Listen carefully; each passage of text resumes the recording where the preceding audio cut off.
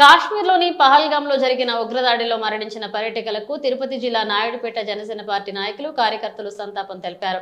సూళ్లూరుపేట జనసేన నియోజకవర్గ ఇన్ఛార్జ్ ఉయ్యాల ప్రవీణ్ ఆధ్వర్యంలో గాంధీ మందిరం వద్ద శాంతియుత నిరసన తెలిపారు. భారత సైన్యాన్ని ఎదుర్కొనే శక్తి లేక పర్యాటకులపై పాకిస్తాన్ ఉగ్రదాడి చేస్తుందని, ఇది పిరికిపంద చర్య అని, మతం పేరు అడిగి మరీ కుటుంబ సభ్యులు ముందరే చంపడం అనేది మనసును కలచవేస్తుందని ప్రవీణ్ పేర్కొన్నారు. భారతదేశ ప్రభుత్వం ఉగ్రవాదులకు సరైన గుణపాఠం చెబుతుందని, వాళ్ల ఊహలకు కూడా అందని ప్రతిచర్య ప్రభుత్వం తీసుకుంటుందన్నారు.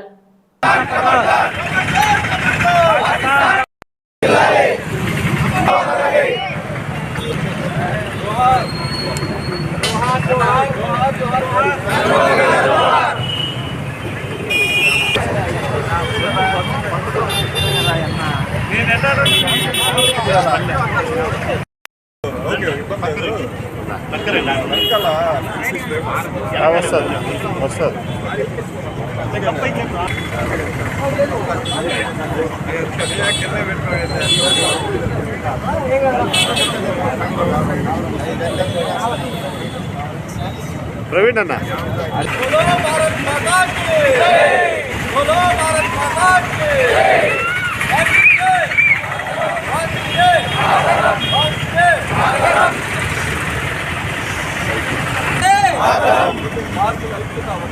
భారతీయుల ఐక్యత, భారతీయుల ఐక్యత, భారతీయుల ఐక్యత.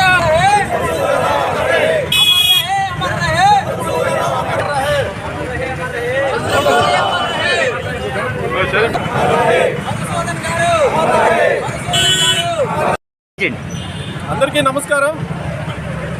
ఈ నెల 22వ తేదీన జమ్మూ కాశ్మీర్ పహల్గాంలో జరిగినటువంటి ఉగ్రవాదుల దాడిలో భారతీయులు 28 మంది చనిపోవడం భారతీయులందరినీ కలిసివేసింది.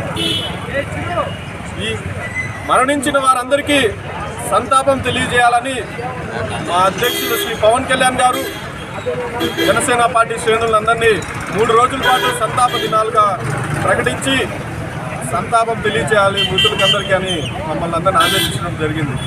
ఇందులో భాగంగా చివరి రోజైన ఈరోజు మన నాయుడుపేటలో, సూళ్లూరుపేట నియోజకవర్గం నాయుడుపేట టౌన్లో గాంధీ మందిరం సెంటర్ వద్ద జనసేన పార్టీ నాయకులు, వీర మహిళలు, జన సైనికులందరూ పాల్గొని కొవ్వొత్తులు ప్రదర్శించి మృతులందరికీ కన్నీటి నివాళులు అర్పించడం జరిగింది. అదేవిధంగా మనందరినీ మరింతగా కలిసివేసే విషయం ఏంటంటే, మన రాష్ట్రం నుండి కూడా 2 చనిపోయిన వారిలో ఉండడం. వారిలో ఒకరైతే మన ఉమ్మడి నెల్లూరు జిల్లా కావలి పట్టణ వాసి అయినటువంటి సోమిశెట్టి మధుసూదన్ రావు గారు. ఈయన మన జన సైనికుడు కూడా కావడం మరింతగా మనసుని కలిసివేసింది. అదేవిధంగా విశాఖ జిల్లా వాసి అయినటువంటి చంద్రమౌళి గారు, రిటైర్డ్ బ్యాంక్ ఉద్యోగి.